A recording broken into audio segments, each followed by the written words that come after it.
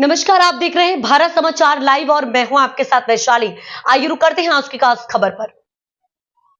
लोकसभा अध्यक्ष ओम बिरला ने सोमवार को श्रीनाथपुरम में संविधान पार्क का शिलान्यास किया। इस अवसर पर बिरला ने कहा कि यह अक्सर कोटा के विकास के स्वर्णिम अध्याय में एक महत्वपूर्ण कड़ी जोड़ने वाला है। भारत का संविधान पूरी दुनिया के लिए प्रेरणा का स्रोत है और हमारी कोशिश है कि आने वाली पीढ़ियों को भी संविधान से प्रेरणा मिले। इसलिए संविधान पार्क का निर्माण किया जा रहा है। यह पार्क संविधान और लोकतंत्र की मूल्य भावना से जोड़ने का सशक्त माध्यम बनेगा।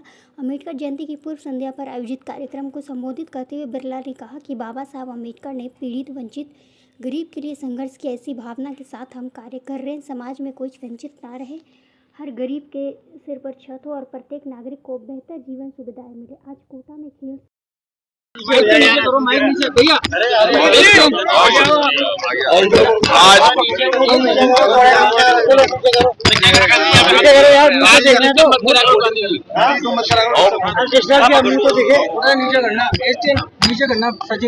आज कोटा में संविधान पार्क का शिलान्यास हुआ है।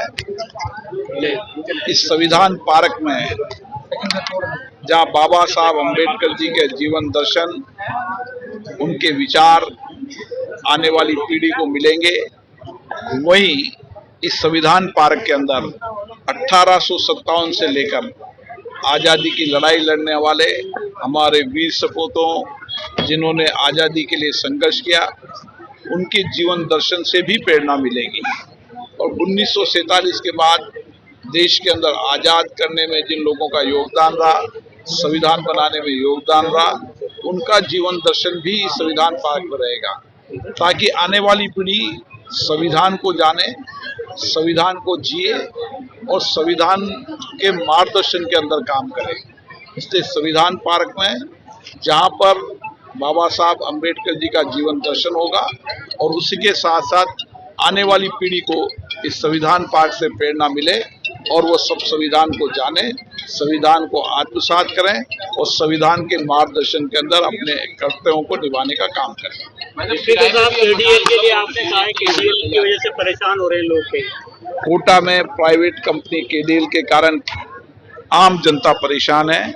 मैंने केडीएल के अधिकारियों को कहा है कि वह लोगों से लूट मचाना बंद कर दें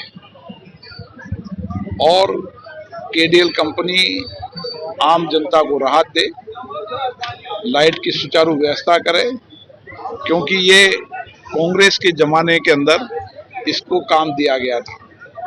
हम चाहते हैं कि जिस व्यवस्था से काम दिया गया है, लाइट के लोगों को सुचारू व्यवस्था हो और जिसकी उपयुक्त बिजली का बिल उतना दिया जाए। वीसीआर के नाम से, अन्य नाम से जो अवैध वसूली हो रही है, उस अवैध वसूली को बंद कर। जब 15 रुपए प्रति दिन में आवास भी उपलब्ध कराई, हर गरीब व्यक्ति जो फुटपाथ पर रहता है, गरीब है, टापरी है, वह एक सम्मान की जिंदगी जी सके। और इसके लिए कोटा विकास प्राधिकरण द्वारा 15 रुपए रोज के अंदर हर गरीब को पक्का मकान मिलेगा, ताकि वो भी सम्मान की जिंदगी जी सके। माननीय प्रधानमंत्री नरेंद्र मोदी जी ने ऐसी कई योजनाएं बनाई है जिससे एक आम आदमी सम्मान की जिंदगी जी सके और मानवीय आधारों पर जिंदगी जी सके। इसी योजना के तहत ये केडीएल की योजना भी उसी निर्णय के आधार पर।